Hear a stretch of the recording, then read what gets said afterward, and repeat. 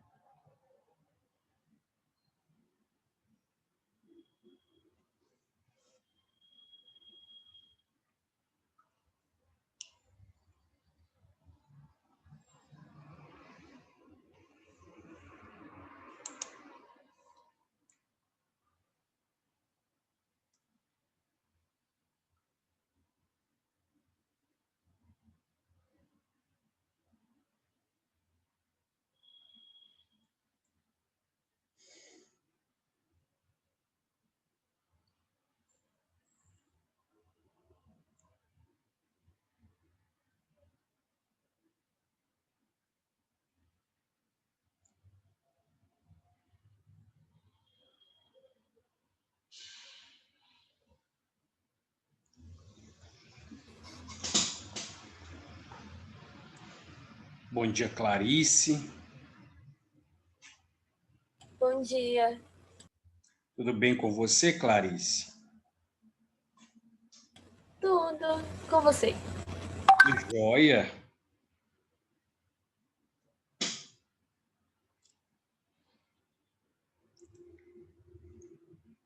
Estou guardando aqui um pouquinho para começarmos.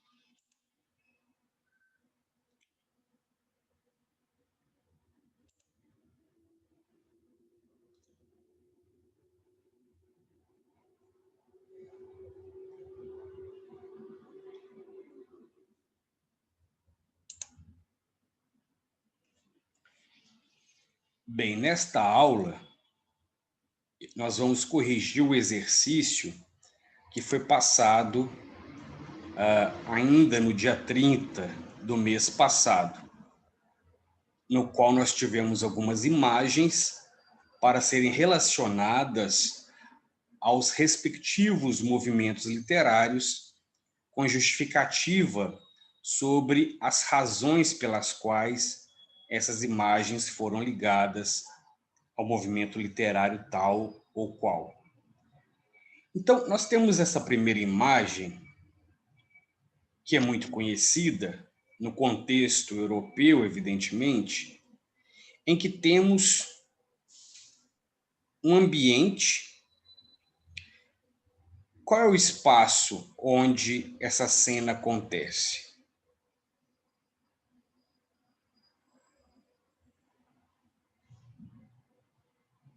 Vocês identificam?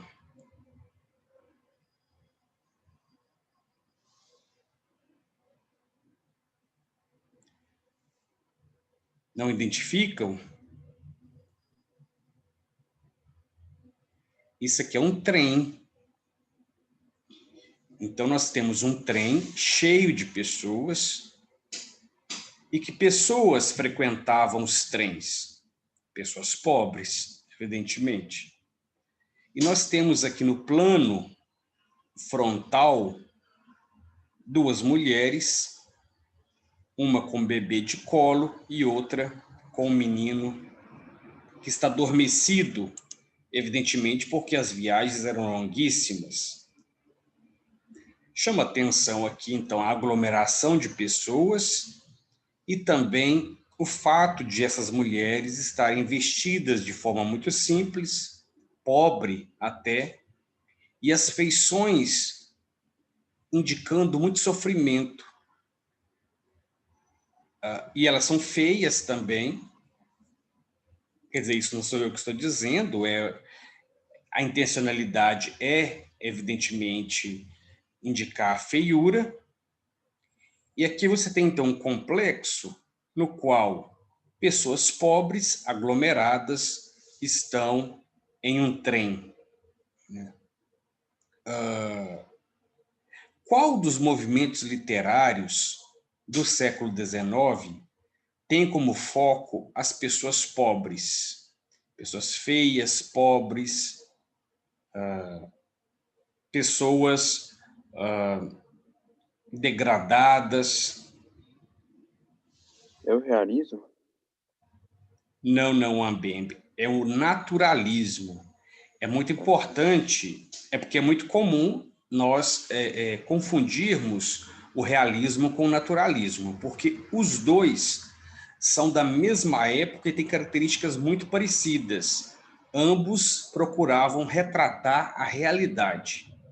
Porém, o realismo retratava a realidade da burguesia e o naturalismo a realidade das classes chamadas classes baixas. Os operários, trabalhadores, mendigos, pessoas que moravam em cortiços e em ambientes assim. Por quê?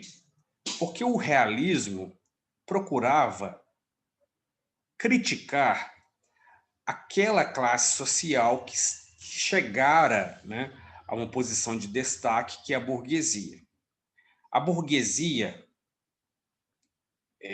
deveria ser um exemplo para outras classes. Naquela época havia essa ideia de que os ricos tinham que dar um bom exemplo por ser a classe dominante e também a classe, entre aspas, mais importante. Então, a crítica que se faz ao realismo é que essa burguesia vivia de aparências, mas não era nada assim de bom exemplo.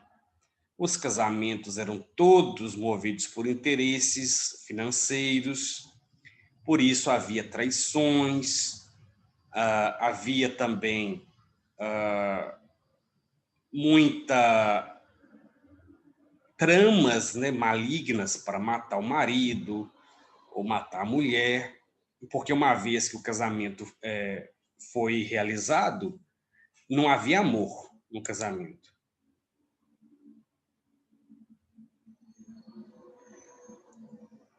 Sim, Samuel, pode mandar aqui pelo chat. Então não havia amor. Agora, o naturalismo questiona também a realidade, mas aí foca a realidade das pessoas pobres. Por quê? Porque eles queriam mostrar três coisas. Aliás, três características que para o realismo, aliás, que para o naturalismo determinavam como uma pessoa seria. Você sabe quais são essas três características que eu já mencionei? Quais são esses três aspectos? Isso é fundamental para entender, primeiro, a ciência no século XIX. Bom dia, Herbert. A ciência no século XIX e o naturalismo como movimento literário. Quais são as três características, os três aspectos que determinam as características de uma pessoa?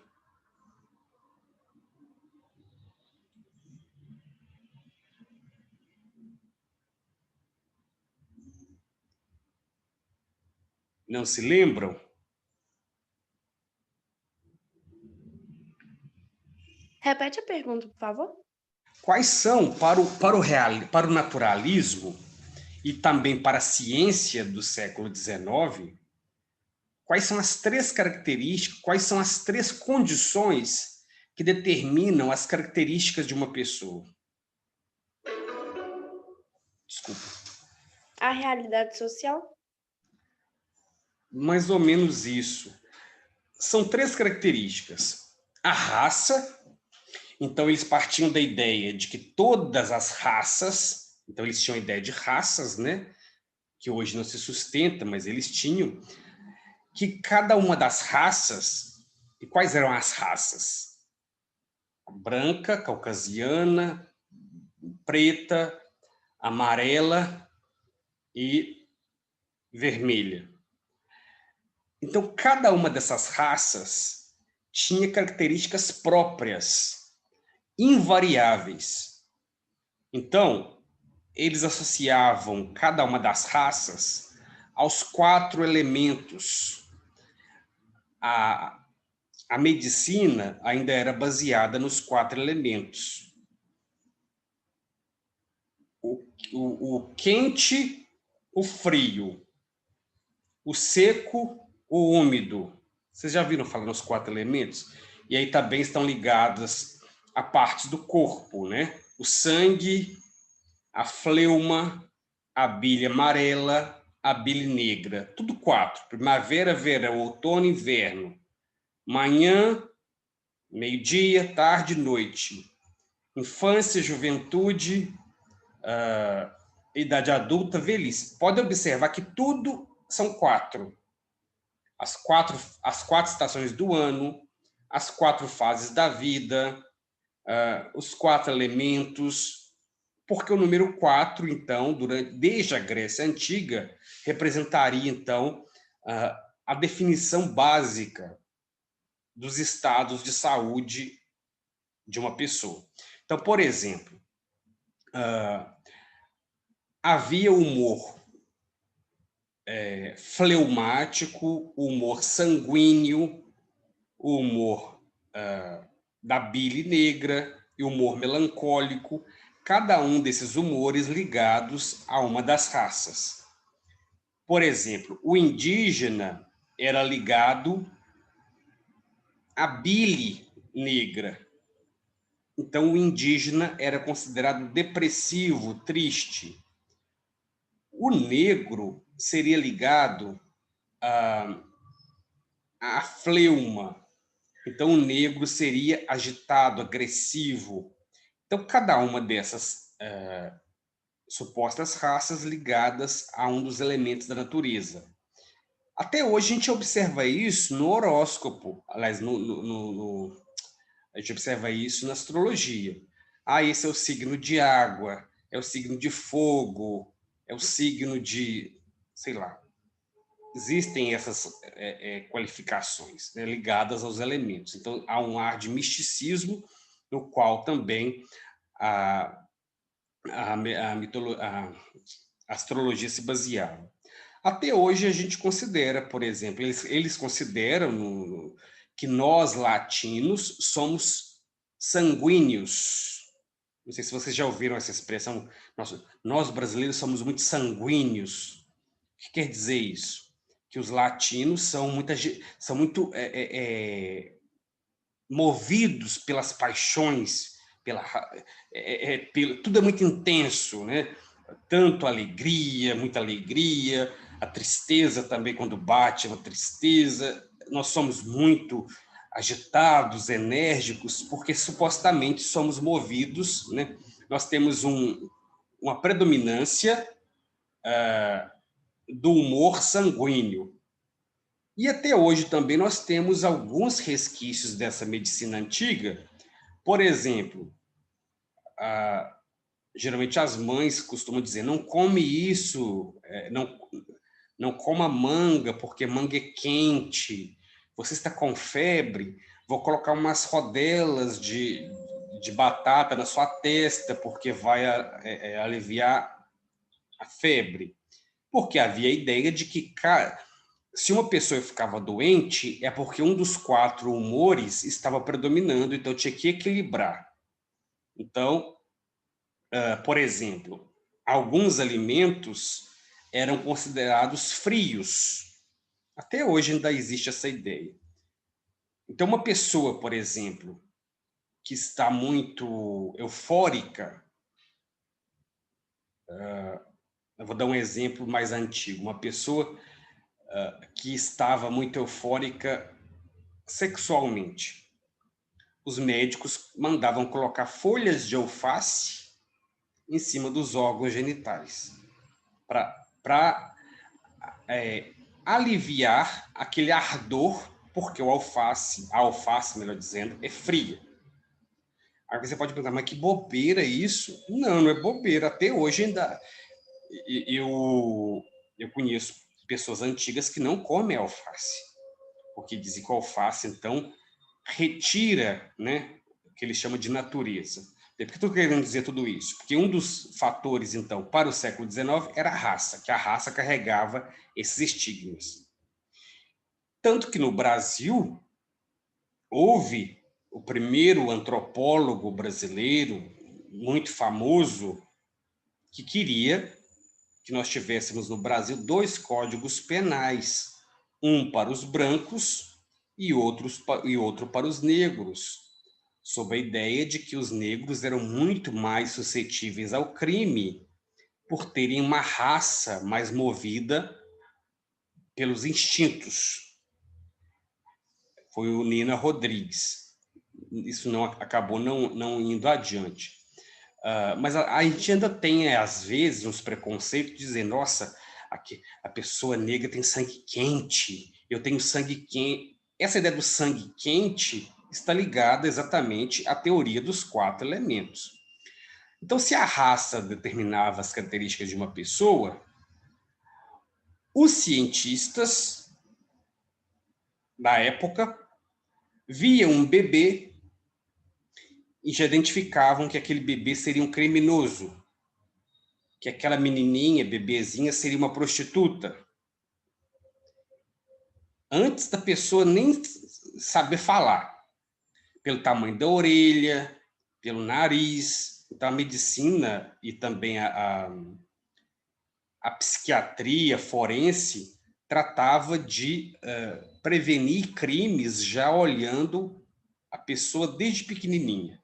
Então, você vê desenhos de orelhas, crânios também. O tamanho do crânio indicava que aquela raça era mais ou menos inteligente. Com certeza vocês já viram isso em biologia.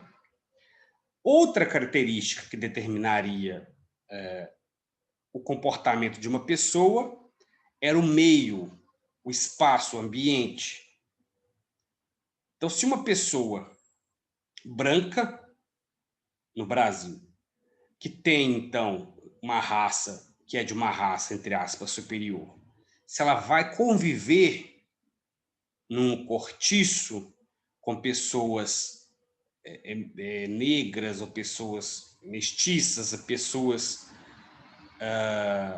de um ambiente diferente, ela vai adquirir os defeitos, entre aspas, daquele grupo. Então, o meio também influencia no caráter de uma pessoa. Assim como uma pessoa também de uma raça, entre aspas, inferior, se ela vai conviver com uma raça superior, ela melhora. Nós tivemos o exemplo do Cruz e Souza no simbolismo. Um homem negro que teve estudo e convivência com pessoas nobres e cultas, que superou, entre aspas, as deficiências da sua raça e se tornou um grande escritor. Então, o meio ajuda a piorar ou a melhorar uma pessoa. E temos ainda o momento histórico. O momento histórico em que você vive também determina o seu caráter. Porque se você está num momento histórico de muita turbulência, de muitas guerras, você vai ter um comportamento mais agressivo, etc. Essa é a ideia. E isso, gente, é que determinava no século XIX toda a ciência com relação ao comportamento humano. Onde que isso está? Isso está em um cientista do século XIX chamado Herbert Spencer, e que depois também aparece no grande criminologista italiano do século XIX, Cesare Lombroso, que é assustadora se você observar Lombroso, porque ele é a pessoa que determinava se uma criança seria prostituta, se uma criança seria criminosa, etc. Então, veja como era muito complicado viver naquele contexto. Então, essa imagem é naturalista por conta desses aspectos. Temos aqui agora uma imagem diferente. Nós temos uma mulher, uma moça jovem, deitada muito bonita, está vestida de branco, com uma camisola branca, o que indica uma certa sensualidade, mas ela está morta. Qual é o detalhe que prova que ela está morta nessa imagem?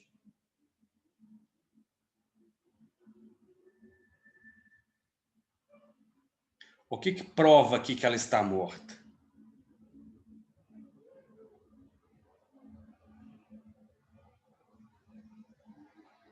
As flores? Isso. É muito comum colocar os mortos nessa posição, com as mãos, né, cruzadas e no meio das mãos um ramalhete de flores. Eu até me lembro de que quando eu era criança tinha o hábito de deitar e ficar com as mãos assim. A minha mãe vinha e tirava, não faz isso, porque aquilo lembra a morte. Mas vejam que curioso, ela está morta, mas ela não tem nada que indique algo medonho, horripilante, assustador. Ao contrário, ela está plena, deitada ali, praticamente como se estivesse dormindo. Por que isso? Parece até uma coisa de paz. Oi? Parece até uma coisa que, tipo assim, tá em paz, né? Em paz, é. É muito curioso isso, porque nós temos hoje, na nossa época, século XXI, um pavor da morte. Vocês que são muito novos, a morte nem passa pela cabeça de vocês. Nem pensa. Quando você vai chegando a uma certa idade... Eu penso, viu, professor? Você é doido. Que é isso, Herbert? Quando você vai chegando a uma certa idade, você começa a ter uma noção de que você não é infinito, de que você é perecível. Por quê? Você começa a observar que aparecem os cabelos brancos. Você começa a observar que aparece uma ruga, uma marca de expressão. Você vê que não tem mais o mesmo pique para festa, balada que você tinha. E aí, por que a gente fica doido para pintar cabelo, para pintar barba, para fazer plástica? Porque esses detalhes, a ruga, o cabelo branco, eles nos lembram o tempo todo da morte. Chega um momento da vida em que você vê que você tem um passado muito longo e o futuro vai ficando cada vez mais estreito. Isso dá um desespero. Então, por isso nós temos hoje, o Brasil é o segundo país do mundo que mais consome produtos estéticos, né? Perde apenas para os Estados Unidos. O brasileiro é muito preocupado com a estética, é a academia, é a plástica, é o salão de beleza, justamente porque nós temos esse culto da juventude e esse pavor da velhice, porque a velhice lembra a morte. Às vezes, se você olha uma pessoa idosa, muito enrugada, meio fragilizada já pela idade, é muito comum as pessoas olharem e sentir uma certa repulsa, porque, como que diz, aquilo ali é o fim, né? Eu não quero chegar a esse ponto. Tanto que nós temos artistas famosos que se matam antes de envelhecer. Nós tivemos, nos últimos anos, vários artistas que escolheram morrer jovens. Há também artistas que, quando chegam a uma certa idade, se escondem do público, não querem mais aparecer. Geralmente mulheres, principalmente. E há pessoas que recorrem a toda sorte de tratamentos para anti-idade, né? Você encontra muito produto anti-age, como se você conseguisse escapulir da idade. E temos,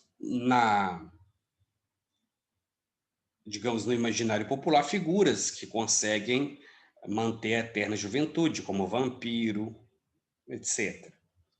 Mas se hoje nós temos esse pavor da morte, até porque eu não me lembro, faz tempo que eu fui em um velório, por exemplo. A gente não tem esse hábito de ir a velórios e de ir a cemitério. No século XIX, a relação com a morte era muito diferente. Primeiro, porque a mortalidade infantil era gigantesca, devido, evidentemente, às condições de saúde, a medicina ainda não ser tão avançada. No século XIX é o século da tuberculose, que matava muita gente. Então, você vivia com a morte muito de perto. Além disso, as pessoas morriam muito mais cedo. Uma pessoa com 40 anos já era idosa naquela época. Então, como havia essa ligação muito próxima com a morte, as pessoas não tinham medo assim da morte. Ao contrário, era muito comum as pessoas passearem no cemitério, namorarem no cemitério, as pessoas fazerem piquenique no cemitério, passarem assim, a tarde toda no cemitério. E os túmulos eram bonitos, né? Quem vai ao cemitério antigo pode observar os túmulos assim enormes, né? Com anjos, mulheres nuas. Não sei se vocês já viram esses túmulos antigos. Assim, são magníficos, lindíssimos, justamente porque a morte não era algo assustador. A morte tinha uma certa beleza, porque representava a sua união com Deus, o infinito, a vida, digamos assim, eterna. Por isso mesmo, então, a Virgem na segunda geração romântica é representada como tão bonita assim. Existe, então, por isso, o aspecto da necrofilia, que é um fascínio erotizado pela morte, por pessoas mortas.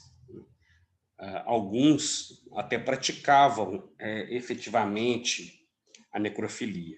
É claro que a gente não tem que achar normal certas coisas, mas é preciso que a gente entenda que os comportamentos estão ligados a características da época. A gente não pode olhar o passado com o olhar do presente. É um grande erro a gente avaliar as coisas do passado com o nosso olhar.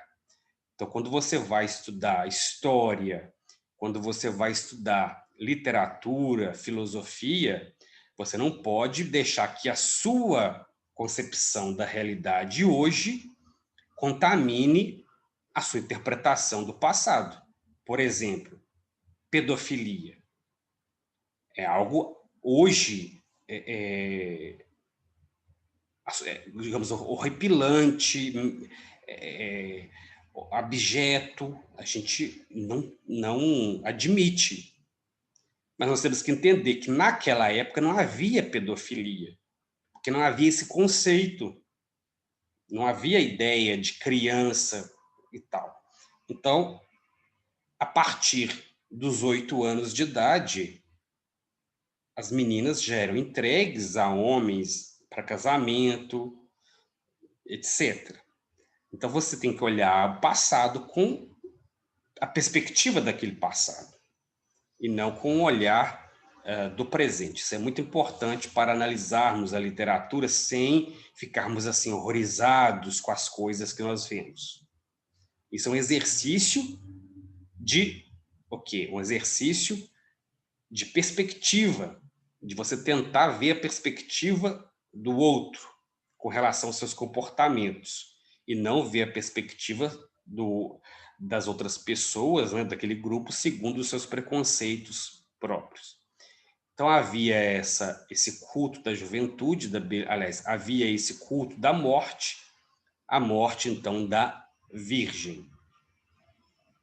Então aqui nós estamos na segunda geração do romantismo, que é ali por volta de 1850.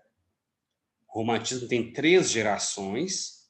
A primeira geração é a indianista, logo ali quando o Brasil aliás, quando ocorre a independência do Brasil, a independência entre aspas, né, porque não foi uma independência assim. Então, quando ocorre a independência, a chegada da família real, a chegada dos viajantes, dos biólogos, dos pintores que vão pintar o Brasil, fazer os retratos, que vão ver as plantas, aqui nós temos, então, esse indianismo de exaltação da natureza. Agora, a segunda geração romântica é essa geração desses poetas novos que não estão pensando no Brasil, então nem aí com a realidade brasileira, eles estão pensando muito mais na influência do Lord Byron, o inglês, que foi a grande inspiração para esses românticos, ultra-românticos. E depois temos a terceira geração romântica, que é aquela ligada à abolição da escravatura, com Castro Alves. Então, você mapeia facilmente a literatura do século XIX, a partir desses elementos. Temos aqui outra imagem. Essa imagem é extremamente famosa porque foi pintada por Manet, um pintor francês extremamente conhecido. Quer dizer, para nós não é conhecida, porque nós no Brasil não temos essa cultura de apreciar imagens, de apreciar quadros e pinturas, né? Eu mesmo moro perto de onde ocorrem exposições, mas não tenho o hábito de ir com frequência. E se nós vamos assim observar um quadro desse, a gente não fica assim horas olhando, observando. Eu até tive uma experiência uns anos atrás de ir até um museu famoso no Rio de Janeiro, onde ocorria uma exposição, e eu estava com os meus amigos, eu comecei a conversar. Para quê? A partir do momento que eu abri a boca, todas as pessoas se viraram e me xingaram, né? Então existe essa aura do sagrado, de ficar em silêncio absoluto, contemplando aquela imagem. Então é algo que não faz muito parte da nossa cultura, mas enfim, aqui temos uma pintura famosa de uma mulher nua, que é algo evidentemente raro para a época. Ela tampa a sua genitália com a mão, porque não podia mostrar, né? Havia censura com relação a isso. Então, por isso aparece muitas vezes a mão, uma folhinha de árvore tampando. Mas vejam que ela é ousada e ela olha para você. Ela olha para o observador do quadro. E ela está em posição de repouso. É muito comum na literatura vermos, aliás, é muito comum na pintura vermos a mulher deitada. Ela aparece deitada por dois motivos. O homem geralmente aparece em pé. Muito raramente você vai ver um homem deitado numa pintura dessa época.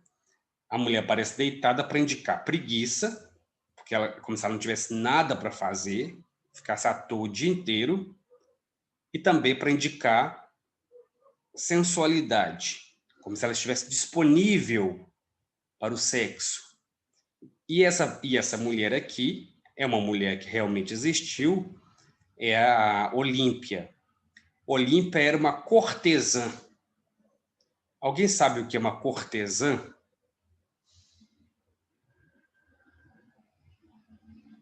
Aliás, o que era uma cortesã? Porque hoje não existe mais.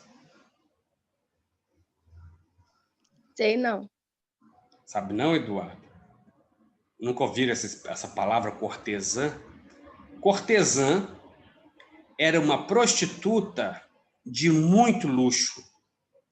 Então, ela tinha sua casa, uma casa luxuosa, e você vê aqui que é um quarto luxuoso. Ela tinha uma casa luxuosa, mas não é porque ela era rica, assim, nasceu rica. É porque os homens davam muito dinheiro, então elas tinham essa casa muito chique.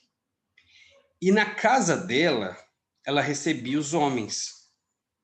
Mas não eram os homens assim. avulsos, os homens que ela escolhia. E aqui nesta cena, o que está acontecendo? A sua escrava traz para ela um buquê de flores. E vejam que ela mostra, a escrava mostra o buquê de flores, como que diz, olha aqui que chegou para você. E ela não está nem aí por esse buquê, como se ela, assim, se ela recebesse vários ao longo do dia. Quem que mandou um buquê desse para ela? Claro que foi um dos amantes. E quem eram os amantes das cortesãs? Homens ricos, casados.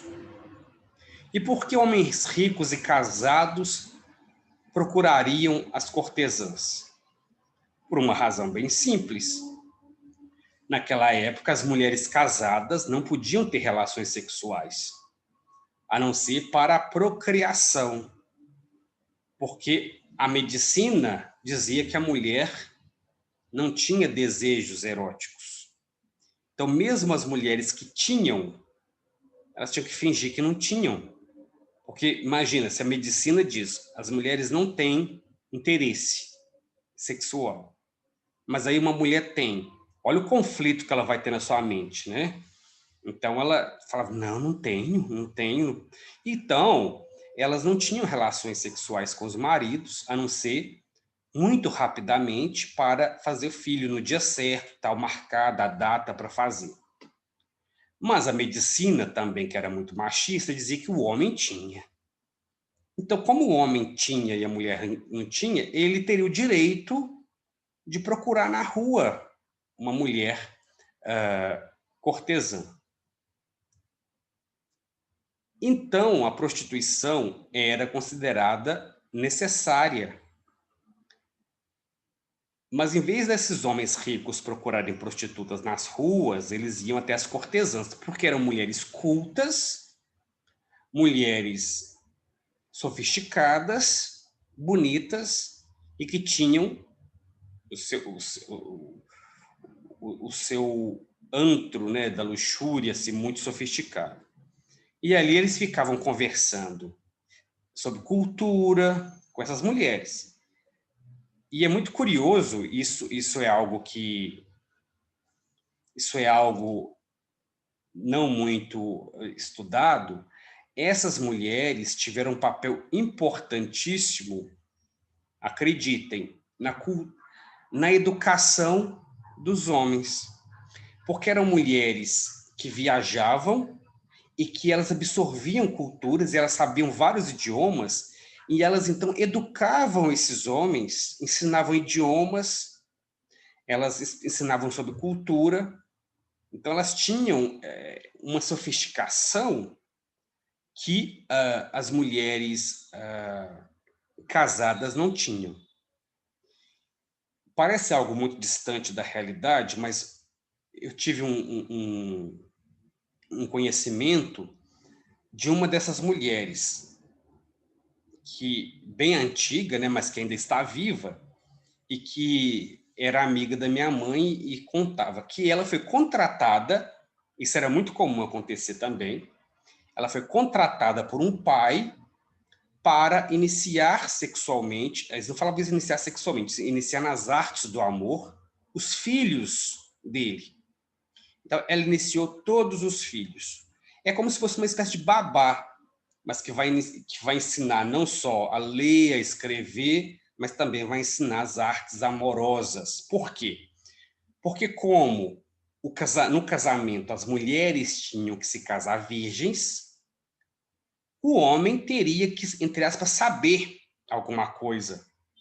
Então, eles aprendiam com essas mulheres cortesãs para que no casamento eles soubessem lidar com a inocência da sua esposa. Porque também era muito comum que mulheres fugissem assustadas, né, porque nunca tinham visto um homem nu, não sabiam como era, nada, né? Então, a cortesã tinha um papel educacional, tinha um papel, é até engraçado dizer isso, mas sim, elas tinham essa função educativa de sofisticação dos hábitos também, homens assim muito rudes, né? Então elas eram professoras. E Olímpia era uma dessas mulheres famosíssimas que existiu realmente, né? E que aqui recebe esse buquê de flores. Eu vou terminar de explicar essa imagem na outra aula, porque nós vamos interromper agora. Temos intervalo, né, de 20 minutos, e às 10h10 nós retornamos, né,